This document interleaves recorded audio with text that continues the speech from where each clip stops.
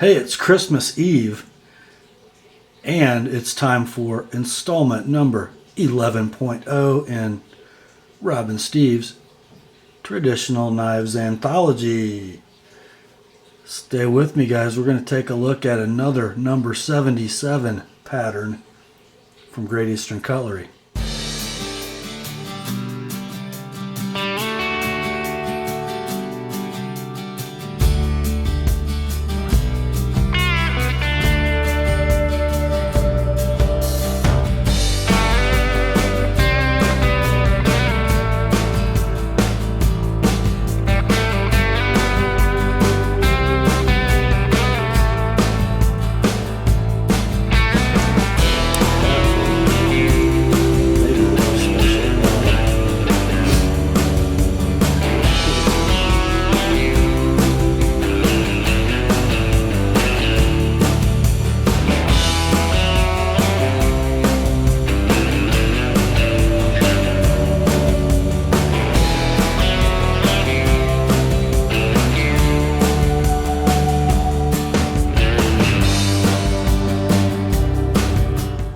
Hi gang, Rob here. It is indeed the afternoon of 24 December 2014. Yeah, it's Christmas Eve. Got a couple hours before we head out to church, and I've had these three knives you see before you languishing on the shelf for a few weeks, and they are the subject of episode 11.0 of the Traditional Knives Anthology.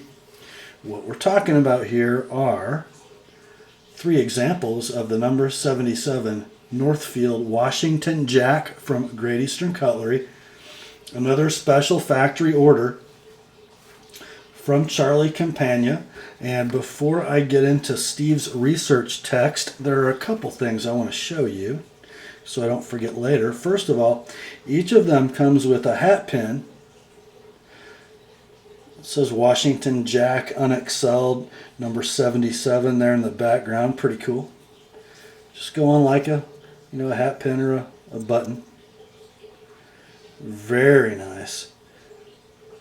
Each knife comes with that, and they of course each come in the standard GEC cardboard tube. This tube has a little story behind it though. My particular Washington Jack, one of these is mine, the one in Cocobolo, a gift from Steve, actually. And he saw it before he sent it up to me, but one of them had kind of let's say a mismachined bolster and an issue with the wooden scale. So I got a hold of Charlie to see what could be done. Actually, I got a hold of Great Eastern Cutlery, and they had Charlie call me or send me an email. I can't remember which was he called me first. Turns out that Charlie's whole collection of users basically consists of factory seconds of his special factory orders. But he had me send mine back, and he had one left in Cocobolo, and he sent it back in this tube. And guys, eat your hearts out. This comes signed by Charlie Campagna, and he says, "The last one, exclamation point, Charlie C." And on the other side of the tube it says, "For Rob Bixby, live long and prosper." Thanks, Charlie. So that's the tube for my knife, and I think it makes it even more special. Okay, guys, you just continue to gaze upon these lovely ladies as I read you Steve's research as usual. So have a cup of coffee, hot chocolate, get comfortable, put your slippers on. And he wants me to note this is the first time GEC has produced this Sheffield bolster. And let me show you that in this closed Gabon ebony version. This is the Sheffield bolster. So it's pinched, double lined, and fluted. If you can see that. That's what we mean by the Sheffield bolster, and Steve will explain. So let's get right into it. Hey Rob, and hello everyone. Thanks for tuning in. Today we have the number 77-12-14 Washington Jack. I decided to send more than one to show a different look between the wood and bone handle options. We won't know the production totals until about May of next year, but I would guess that GEC and Charlie Campagna made somewhere between 50 and 75 of each handle option, which would be a typical run for GEC in most cases. These special factory orders for Charlie were made available in smooth polished stag, not shown, smooth blood red bone, not shown, autumn gold bone, this one, cocobolo wood, this one, and Gabon ebony, this one, for a total of 5 handle options. In my humble opinion, these knives are eye candy. Actually, they are faithful replications of 2 knives from 2 different time periods, one of those being what was commonly called the Sheffield Jack, with the flat handles and end caps, but also sporting the fancy Sheffield bolsters that looked exactly like the ones you see here. This style and shape of flat sleeve board with these Sheffield bolsters can be traced back to the mid-1800s in Sheffield, England, and according to Charlie, to Washington Street in Sheffield, England, to be exact, thus the name. Charlie mentions this on the back of the shipping tube. By that time period, Sheffield was world-renowned for being home to some of the finest master artisans in all of cutlery. Many of the finest and most beautiful classic patterns were born in the hands and minds of these hard-working pioneers of the trade. But fast forward to the 1950s in America, and we learn that dozens, if not hundreds, of these classic old patterns were being dropped from the catalogs of all the cutlery companies for various reasons. All the factories were trying to streamline their operations down to a basic core line of working pocket knives. This was a sad time for cutlery history. Companies that once offered well over 600 patterns or variations of patterns were now only making perhaps 30 to 60. Enter late in the year of 1958, when Schrade held their annual convention for all their salesmen and retailers. The bigwigs had just finished naming several more patterns that were to be dropped from production when they surprised everyone and added a new knife. And that one knife would be the all-time flagship for a complete line of knives to be given a name that, unless you've been living under a rock since 1960, is a name that we've all heard. A name that is perhaps the most recognized in all of traditional cutlery history. It may not be a personal favorite among many of us knife nuts, but we certainly are well aware of the old Schrade Old Timer name. The folks at Schrade knew that they would never make knives again like they did in the quote-unquote good old days, so the least they could do would be to produce a line of knives that would be made only by their finest craftsmen, that involved at least some of the many hand operations necessary to build a superior product. Getting back to that first knife, known as the Model 2OT, short for Old Timer, they made the decision to choose a knife pattern that hadn't been made by Schrade for close to 30 years, the old flat-handled Sheffield Jack. Note, there never was a Model 1OT, in case you were wondering. The GEC version, which you see here, is a near spitting image of the Schrade 2OT. The original Schrade version was about 1/8 of an inch shorter and did not have a shield. It only came in one option, the meerschaum handle material. Contrary to popular belief, this first-year offering with meerschaum was not a man-made material, although Delrin would soon take its place as a more stable and economical alternative. Due to time restrictions here, since when do we have time restrictions on this channel?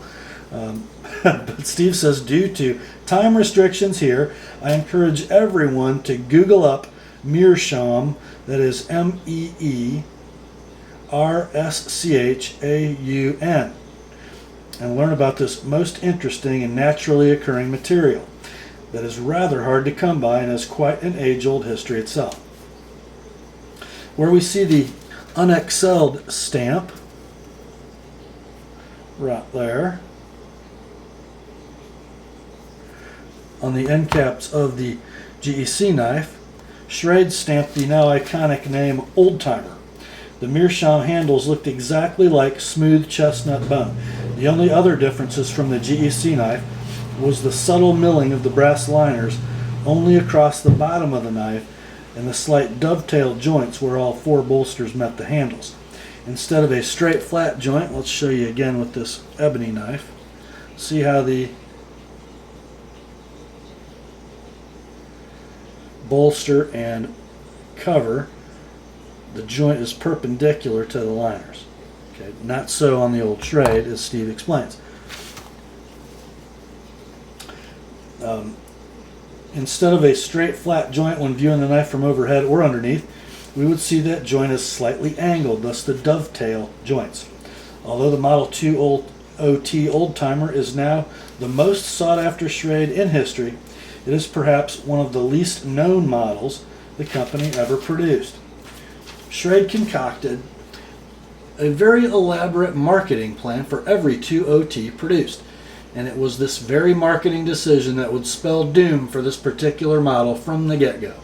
Because of this fancy flat knife was the premiere of a major line of other patterns to come along in the Old Timer program, they felt it should have a special presentation. A special presentation that would take a big bite out of your wallet. Instead of offering the knife at a fair price for that time, Schrade only offered the knife in a fancy 5" by 3" cedar box with a hinged lid and raised cedar platform that the knife nested in when you opened the box. Beside the knife, on this platform, was a shiny embossed sticker that was black and gold in color that showed the $5 price. It also came with a little folded piece of parchment paper that described this premier knife as the Old Timer, the knife your granddad used. This resembled a tiny greeting card attached to a string. Think mini pearl, Steve says. Folks, this went over with the public about as well as a $5 loaf of bread in 1959. Not too bright, Schrade. Bear in mind, our beloved hobby of knife collecting wouldn't get underway until several years later. The knife really is nice, though, but you could buy a 3-blade Stockman for less than $2 in 1959. So the knife sold too slow. From 1959 to 1964, I believe they only produced and sold about 30,000 units. Compare those figures to the 300,000 or more of any other knife sold each year back then. And by the way, Schrade closed production of the 2OT in 1964. So other patterns in the Old Timer program would be successful because they came in a cheap cardboard box and were priced fairly. This made the 2OT one of the rarest Schrade knives, but there is an even rarer version. In 1959, Sears requested a special factory order of 500 units, same gift box, but the Sears version sported an oval shield with Craftsman stamped on it. Sears experienced the same stunted sales and never reordered. Today, the 2OT with gift box in near mint or excellent condition commands prices north of $600, even more for the Craftsman version, and those will likely never even be seen by most of us. I saw one in fair condition without the box, and that's the only one Steve's ever seen.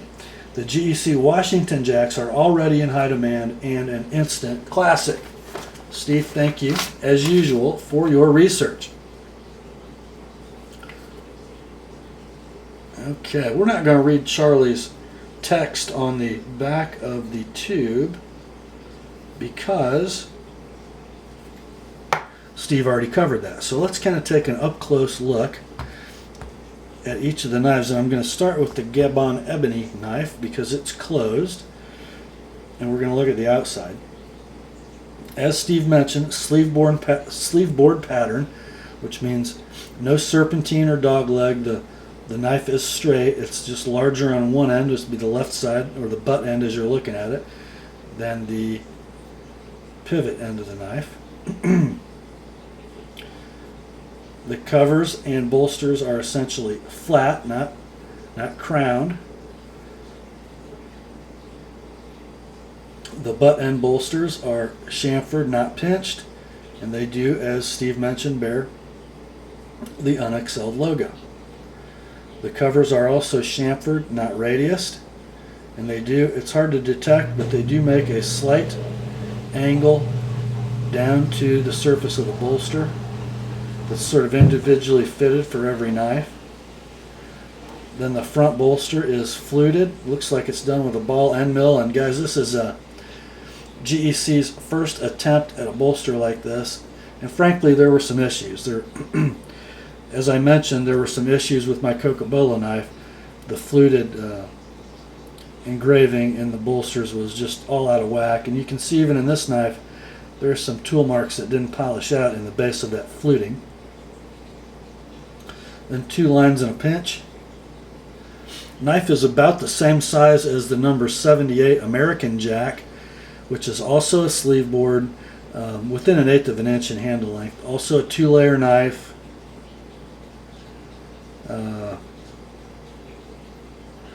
With back springs that are of different thicknesses, just like these.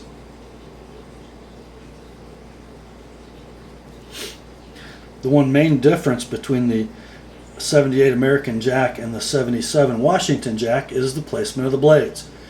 In the American Jack, the clip point blade would be, as you're looking at it now, on the back side, with the pen blade near you and both nail nicks facing you.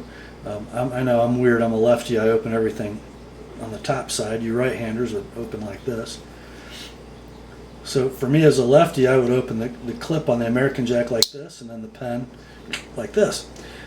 On the Washington Jack, you sort of have to change positions. Since I'm a lefty, I would open the clip like that, and I actually get to open this like a conventional right-hander. Look at that. That is that way because that's how the 2 OTs were configured. Now let's take a look at the usual fit and finish. Now, other than those issues in bolster machining, they're typical GEC. All the metal components are completely flush. Actually, corners of cover to bolster are pretty good for a GEC, at least on that one. Let's take a look at the other 2. My Cocobolo knife, pretty darn good as well. That's some of their better work, guys. A lot of times with Great Eastern Cutlery, that's the one area they fall down. All very good. Let's take a look at the blades. The main blade, of course, is a robust clip with a long pull. When using that main blade, there is a generous bit of real estate for your index finger if you're using a saber grip without coming up against the heel of that pen blade. And in a draw cut grip using the choil to brace, there's plenty of room. Very nice in hand, substantial. This one, of course, has been sharpened by me. Blade steel on these is $10.95 if I hadn't mentioned that before. Just a gorgeous clip blade, isn't it? See if I can get you a good shot of the engraving. There it is, Washington Jack knife.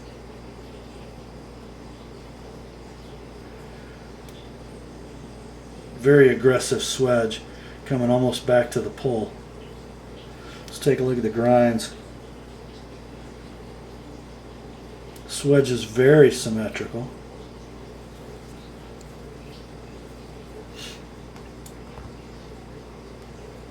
And we'll use this closed knife to look at centering and back springs. You can see the back springs are ground fairly straight across, although the pen blade spring rises a little farther than the main blade spring. Let's see if that's true on all of them.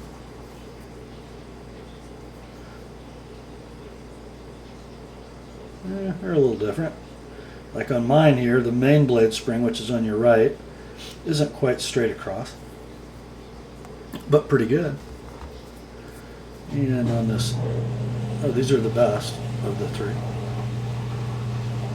Dead straight and almost straight across for the springs. So a little variation there, but all 3 pretty darn good examples.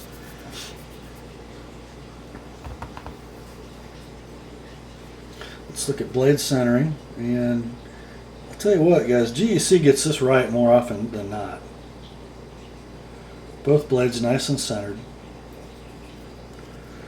That's more a function of the grinding of the tang and the liners than anything else, unless something really bad happens in assembly.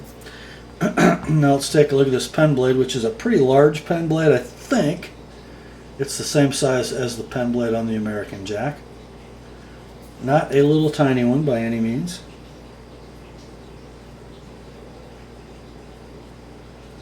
And also ground very symmetrically.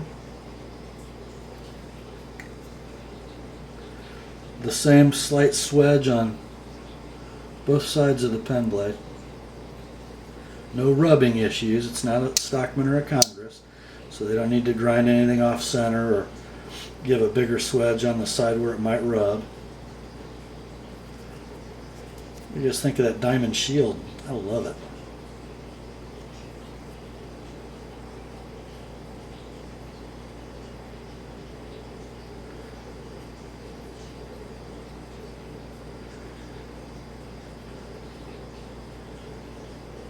What a beauty.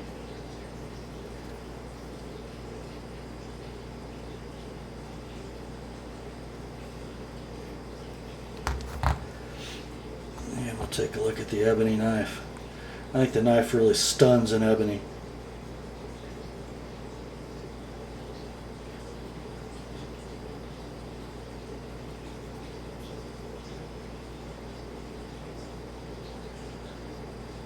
Yeah.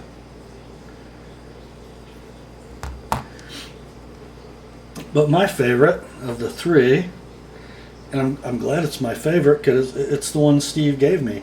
I think he had doubles in Cocobolo, so he offered to give me one, and boy do I like it.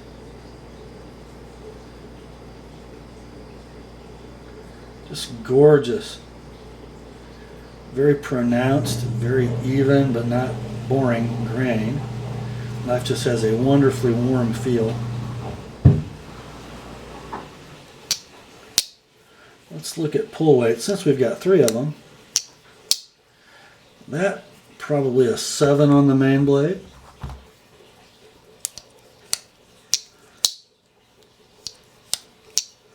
Maybe a 6 on the black one, the ebony knife. Probably an 8 on the bone-handled knife. And how about the pens? Now that's got a nice easy pull. Not that easy. You know, pen blades always seem harder because they're shorter and hard to get a grip on. But in reality, that's probably a 6.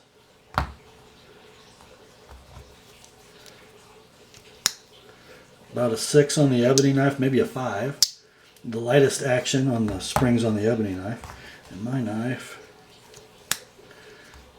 about the same as the autumn bone knife, about a 6.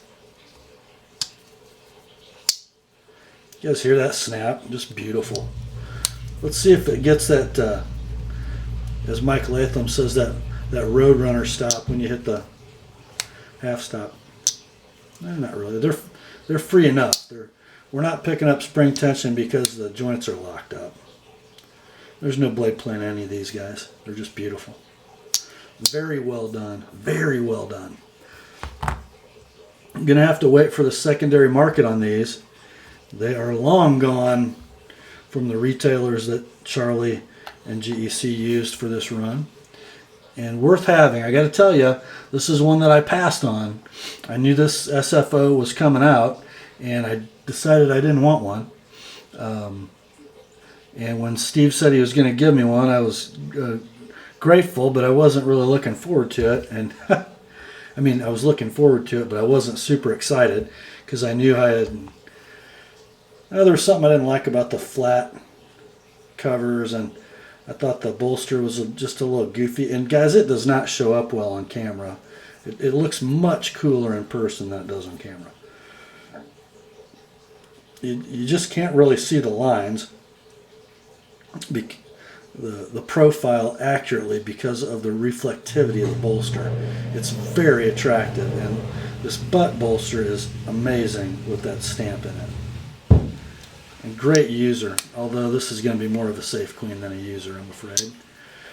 I've got some of my traditionals that are kind of specifically earmarked at this point to be users, and this one's probably not going to be one, but I will carry it from time to time. Hey, that's all on the Washington Jack video, guys. Grace to you and peace from God our Father and the Lord Jesus Christ. Merry Christmas, and remember, the word is sharp.